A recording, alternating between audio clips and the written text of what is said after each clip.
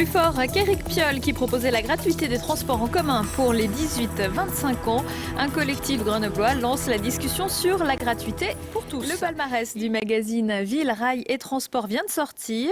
Grâce à la mise en place des aérodécoms de Toyota, Grenoble-Alpes Métropole s'illustre une nouvelle fois et obtient le prix Ville et Automobile.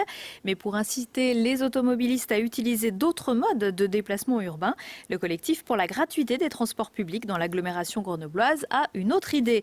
Certains ont déjà franchi le pas de la gratuité, comme Aubagne ou une vingtaine d'autres communes de France. Également la capitale de l'Estonie, Tallinn.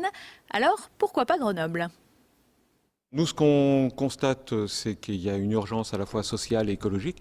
On voit bien avec les bouchons, avec la pollution atmosphérique. Et nous, ce qu'on veut créer surtout, c'est un mouvement d'opinion pour dire c'est possible, il faut le faire. Bien sûr qu'on met la pression, mais on met la pression de manière générale. Il y a des avantages à la fois en termes de santé publique, puisqu'on voit bien que la pollution, les particules, il y a une estimation qui dit que dans l'agglomération, c'est plusieurs centaines de personnes qui meurent de manière anticipée à cause de la pollution.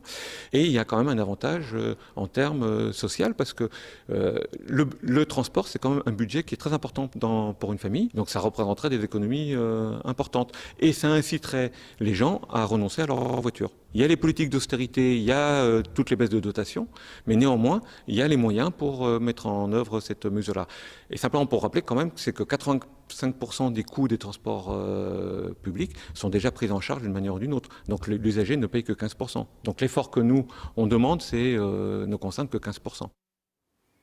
Le collectif a prévu d'organiser d'autres manifestations pour promouvoir son idée. Selon ses membres, si la gratuité du transport public était mise en place, 20% des trajets en voiture se reporteraient sur les transports en commun. Sur la route, toujours